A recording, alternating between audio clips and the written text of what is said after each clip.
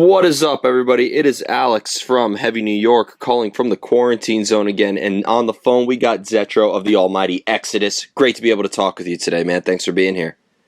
Good to be here, Alex. How are you?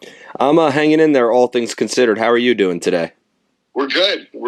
I mean, everything's moving forward.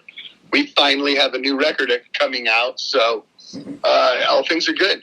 Yeah, and that is exactly why we're here today. We got the first Exodus album since 2014, Sona Non Grata, coming out this November. Talk about ending the year on a great note and ending the year on a better note than, or all things considered. The first single that you released, The Beatings Will Continue, is that a good representation of what's in store for the entirety of the album, or is that just the tip of the Thrasher iceberg, as I like to say? I don't think so. I mean, I love every record I love every song on the record, but to me that's not my favorite, but it's killer. It's a good way to come out and show that we are still thrashing. We're still violent. We still write violent lyrics. We're still kicking your face and rape and murder your wife 36 fucking years later. And I'd say it's a good representation of the record, but the record's brutal. Have you heard the record yet, Alex? Oh, I have. Then I don't need to tell you. Because we knew when we did it. We knew when it's been done, probably mixed and mastered since probably January. All done. So we knew when it was done. It was like, wow. This one has just got some fucking legs to it. I mean, not like any of the Exodus records don't have legs, but this one, usually when a band, I don't know, maybe metal bands, but usually when a band gets older, sometimes you can hear it in their music necessarily. I don't think that's the case here. Yeah, I don't think we're going to get any sensitive, gentle love ballads from you guys anytime soon, right? No, I try to tell people, that haven't heard the record, I said, this is not a nice record, meaning lyrical content, the riffs are very abrasive, the leads are very abrasive, my vocal attack is very abrasive, the music itself are very abrasive. It's just not a nice, sweet record, and if you're looking for a nice record, this one's not nice. It's not nice. I like that. That's great for a metal band. For a metal record, they're not supposed to be nice. Exactly. Fuck that shit. I was curious, did you consider this just picking up where you guys left off after Blood In, Blood Out in terms of the songwriting, or was there like a lot of new self-discovery between now and 2014 that brought some new stuff onto the Exodus sound? I don't know. I look at every song that I'm going to write lyrically, and I really, to be honest with you, I only wrote 2 lyrically on this. I wrote Slipping Into Madness, and I wrote Elitist.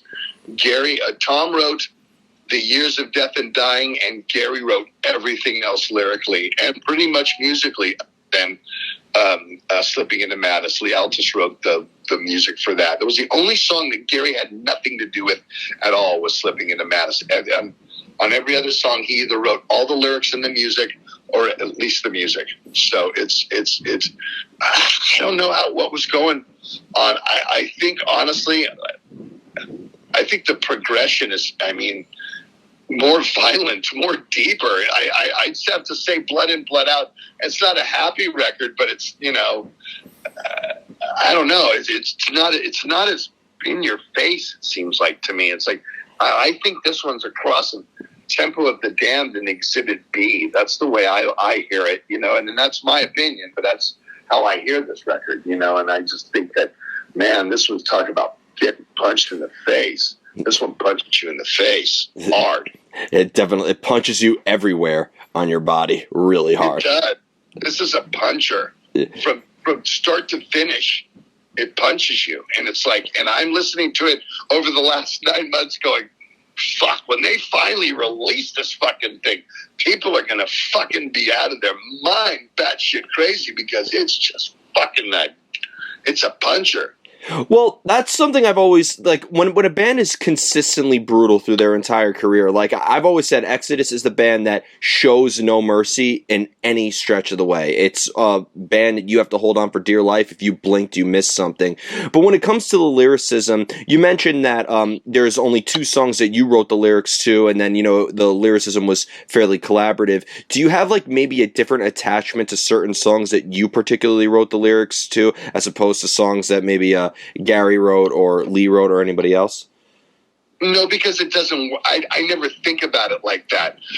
I make the lyrics me whatever they are, regardless of who wrote them. Like when I played with my Sons in Hatred, I wrote all of the lyrics. Nobody wrote any lyrics, and that's how I wanted it. But I know that Gary writes great lyrics, or Eric Peterson knew how to write great lyrics. You know what I mean? And so, what's great is to trust them on that. And actually, Lee wrote Body Harvest and Honor Killings on the last one lyrically too, and I loved both of those lyrically. So I never usually the ones that I honestly on this record, my 2 favorite ones are not even the ones I wrote. You know what I mean? My favorite is Prescribing Horror and Lunatic Liar Lord. So my favorite songs are, and they never usually are. I hated Toxic Waltz after I wrote it. I was like, this is stupid. No way. People are going to rip on us for being dumb. And what's the biggest song of our career, right? Yeah. So who's to know? Don't ask me. You know what I mean? I don't know shit. So it always goes that way. In fact, I didn't even know it was going to be the beatings. I thought it was going to be clickbait. So there you go right there. I was like, what? The beating? Oh, wait a minute. It's clickbait. No, it isn't. It is? No. Okay. And then an interview before you, the guy's all, how do I get my hands on that killer comic book and the figurine of the guy? I'm like, you know what? When you find out how to get your hands on that, let me know. I don't fucking know. It's like they come up with this shit sometimes. I was like, man, I wish, can I get one of those? Think I can get one of those? It does have my name on the top of the package, think I can have one? It's funny. And so, a lot of times I roll with the punches, and musically it's the way it has been forever. Holt will come up to me and go, got these lyrics here. They're like this, okay, and how do they go? And he'll sit there and he'll sing them and I'll play a tape.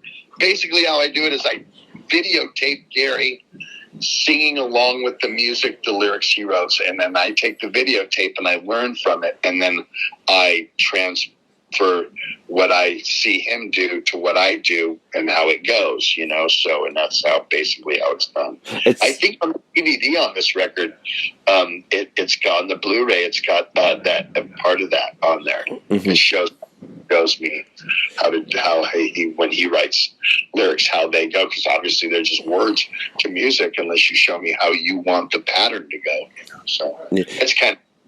And I think it says a lot too, because I think while your music is completely brutal, it sounds very organically. It doesn't sound like you're trying too hard to be in your face. You have some bands that try to, try to outdo each other in the darkness and the vibe behind it, but it seems like it's a very organic process, and you all seem to learn a lot from each other, which I think says a lot for Exodus.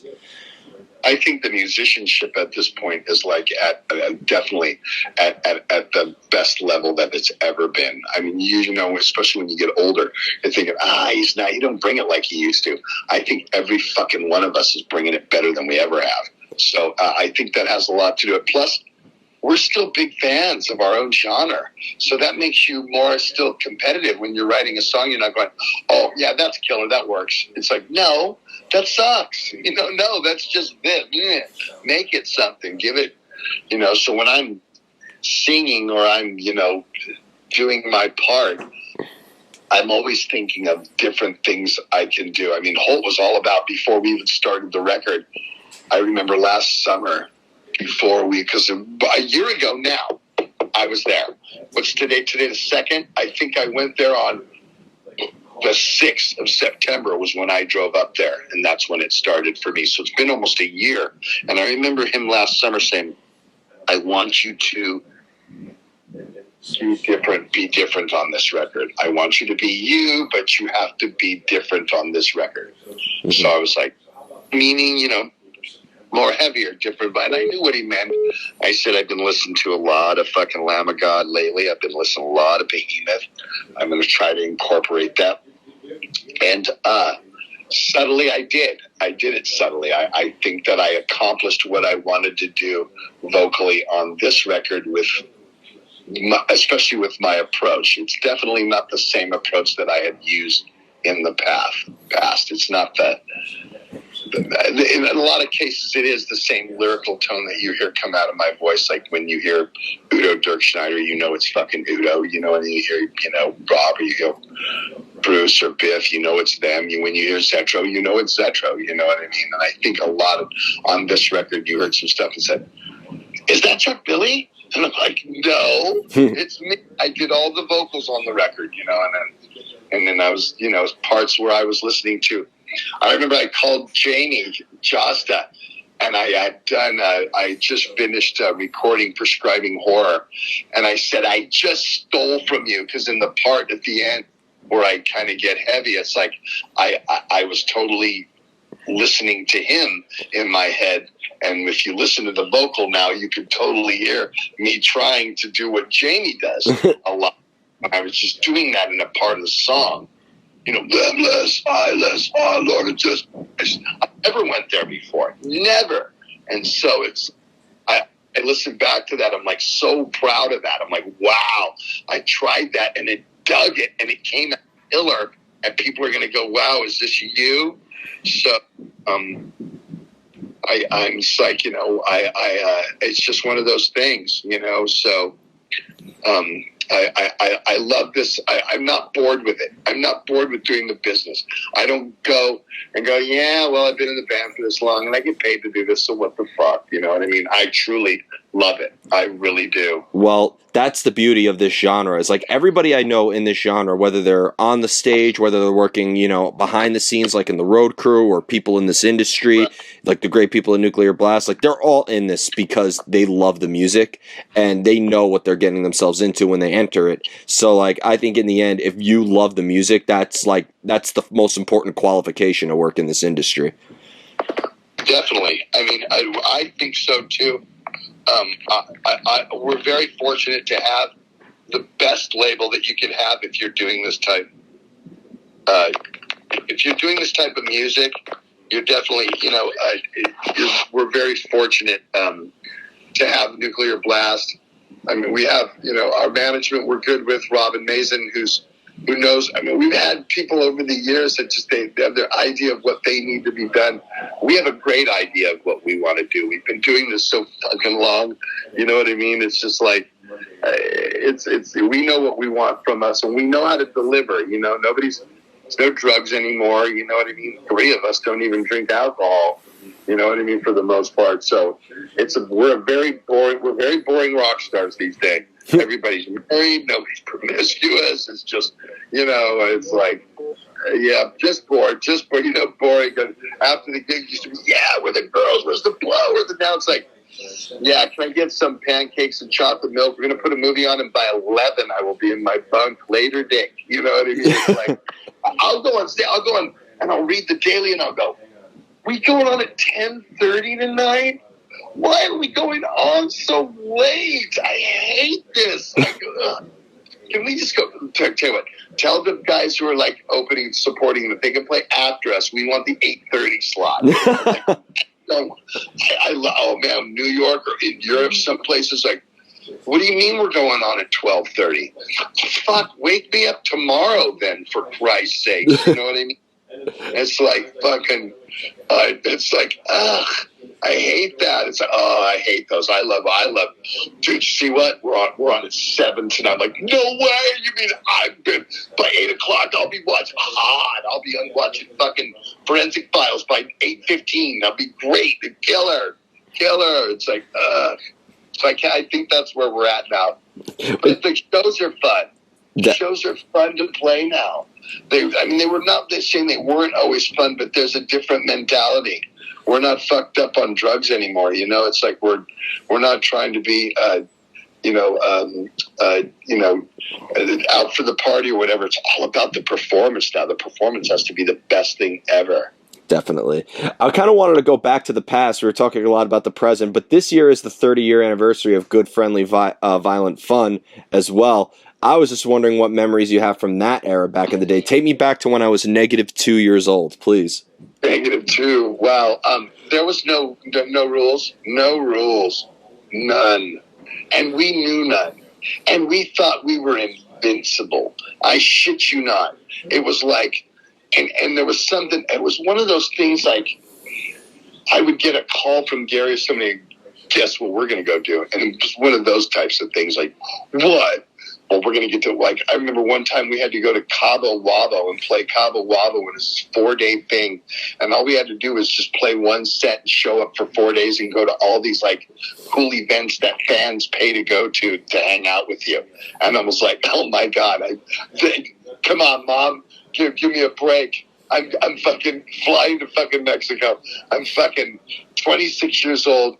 I'm getting paid for fans to hang out with me. I have to play one set, get fucked up, party, screw everything in fucking sight. Oh my God. That was that was the time period then. And it was just one of those things where it's just, God, I would never change it for the world, but I don't know how the fuck we survived. I don't. I mean, I remember the road manager going, it was supposed to be the dawn of AIDS, and I remember him putting a fucking huge case of Trojans up in the cabinet in the bus, and he grilled everybody. Look, you fucking morons, make sure if you're going to slap it, wrap it. They're all fucking right here, and use them. And I mean it, you idiots. You fucking guys want to fuck these girls, you go fucking put these on your dicks. I mean it. It was funny. And we had a name for them. We called them Johnnies. And we'd be like, give me a Johnny. Got a Johnny? Give me a fucking, go on the bus and get a fucking Johnny and go do it. And it was great. It was a different mentality. It was like, you know what I mean? Are we good? We good? We got blow? Yeah. We got weed? Yeah. Got a box of Johnnies? Yeah. We're good to go then. We're fucking ready to go. If you're going to slap it, wrap it, might be my favorite slogan ever for safe sex. And if you fucking guys, you're going to slap it, wrap it. I don't give a fuck. And it was like, right here. And it was always like, yo, we're running out of Johnnies. All right, well, let's stop at some fucking CVS and then we'll get more. I won't give a shit, or whatever they were back then. Whatever drugstore, what it was. It was one of the, oh God, one tour, we all got fucking addicted to those whippets. Those nitrous oxide things, those little tanks. Oh, yeah. And, okay, so, like, back then we're talking like 89, 90. The only place you could get them was sex shops. So we would be like in yellow pages because there's no phones, there's no Google shit in 1989.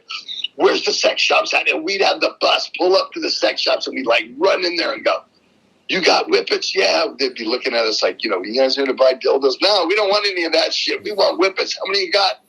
How many you want? We're like, how many do you have? We don't say, I don't know.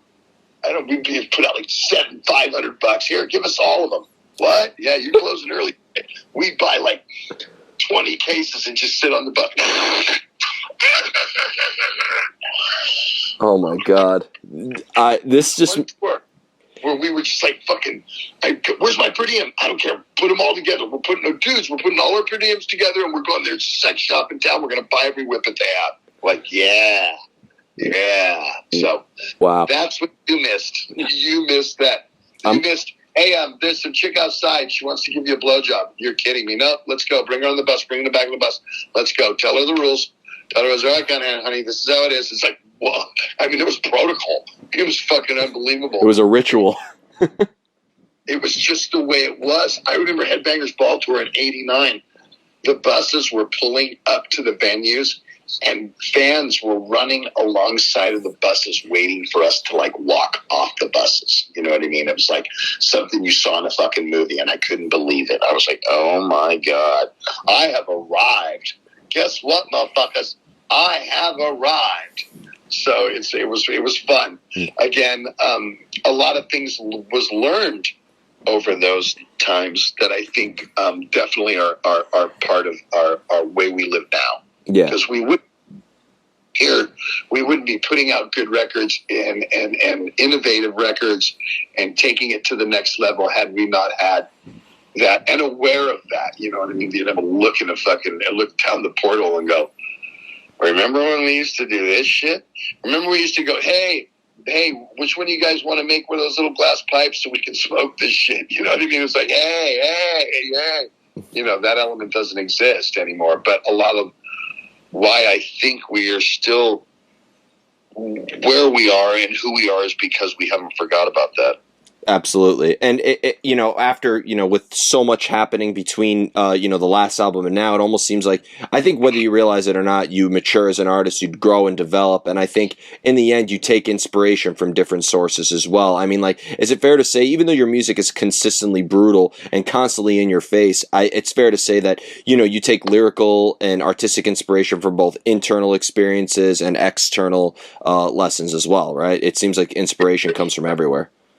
You know, if you're not learning, you're not living. You know what I mean? And basically, you need to fucking pay attention. I'm learning from everybody, and everybody, any little thing. You know, it's that could spark. I may hear something from a band that just came out 3 years ago musically, and go, "Wow, that is fucking cool. I'm going to try that in there, and I'm going to do it like this." So if you're not listening and living, you know, and you got to be relevant in your music, and also stay true to what you are. I mean, if you are in Exodus now and you don't know what Exodus is about, then you never belonged here in the first place. Because Tom, Gary, Jack, Lee, and myself, especially the three of us, have been here since the 80s.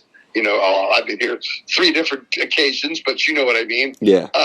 We really know what this means to be. We know what Exodus is. We know what it means. We know what you as the fan, when you're thinking Exodus, we know what you're thinking. So when we're playing it, we know what you're thinking. You know what I mean? We know how that rolls, you know? And so it's just, it's kind of like, we get it. We get it. So when we go to write a record or we go to write a live set or play it, we know what you want to hear. We know what you want to bang your head to. Because we know what we want to do it to, you know? So yeah. And it all works.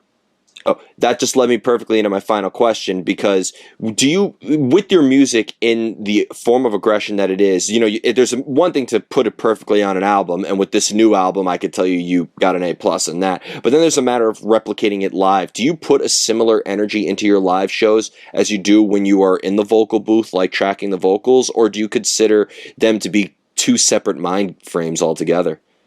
I think more so from the live show, because that's when it's real. I mean, in the fucking studio, you can go back 1,000 times and reduplicate it if you have to. They can move it, they can change it, they can pitch it, they can whatever. But live, there's no hiding from that. So you better be able to deliver, you know. So I've always felt I try to make the records sound exactly like they are going to be live. I try to do everything I can do live when that comes off, and it's definitely the approach. I mean, for sure.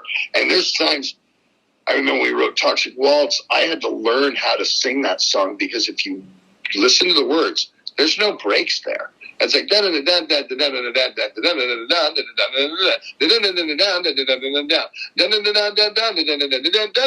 where you take a breath. Where do you go?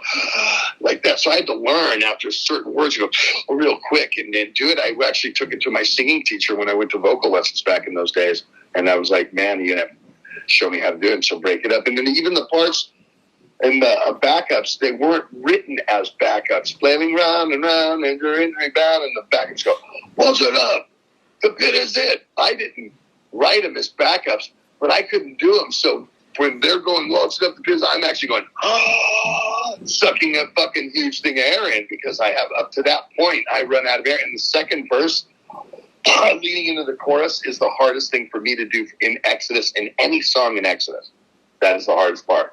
Mm-hmm. I used to be the monkey, and now it's so cool. And then I'm going into that whole thing, because I mean, it's just there's no room for a breath where it'll sound like you're taking one. If you want it to flow, I've got to like take it in and then concentrate. And if I'm running around or I'm trying to go over here and entertain the crowd and do something stupid, I'll lose that trend. I'm going, oh shit, now I'm tired and I can't, you fucking dumbass. You know what I mean? So I definitely, there's strategy onto it. It's not like, you know, a rock band that goes up there, you fucking Maroon 5 or something, stands in front of the mic. I got no aggression, nothing going on. It just can go wail and play and whatever.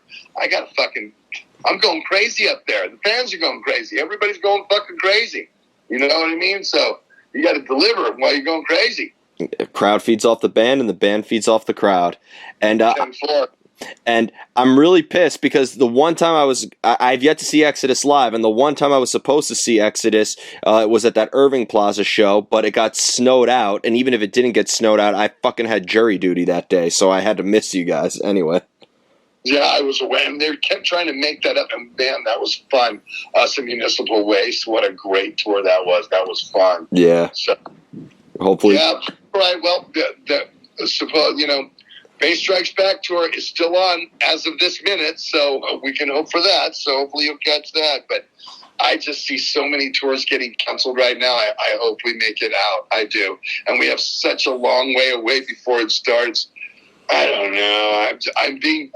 I'm trying not to be pessimistic about it, but I just, if we make it, to be honest with you, Alex, if we make it, I'll be surprised. I really will. There's just, the protocol's getting tighter and tighter, and Live Nation AEG just sent out this long protocol thing on that's, pertains to say, I don't know if you can cage me like an animal when you want me to bring me out there. I like to have fun when I go on tour, They don't want us to have any contact with any fans, there's no guest list, there's no guests, you can't, on days off, you got to stay together. I'm like, fuck you.